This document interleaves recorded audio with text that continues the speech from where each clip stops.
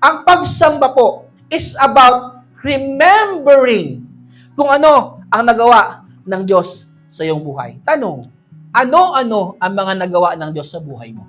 Alam niyo po bakit ko po ito tinatanong sa inyo? Kasi po kadalasan as a Christian, mas mabilis po natin bilangin yung mga pangit na nangyayari sa buhay po natin kaysa sa mga bagay na ginawa ng Panginoon sa ating pambuhay. Bago ka tumuloy sa church, alam niyo, naiisip po, ay, Pastor, di mo na ako atin. Next time na lang kasi may problema ako eh.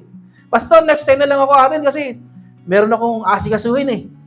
May mga kadalasan, tinatamad po tayo, hindi naman parating excited tayo umatin sa ating Panginoon. But look at this. At the moment na tinatamad ka, at the moment na parang wala kang gana magpuri sa Panginoon, at the moment na parang kinakain ka na ng problema, alalahanin mo yung ginawa ng ating Panginoon sa buhay mo.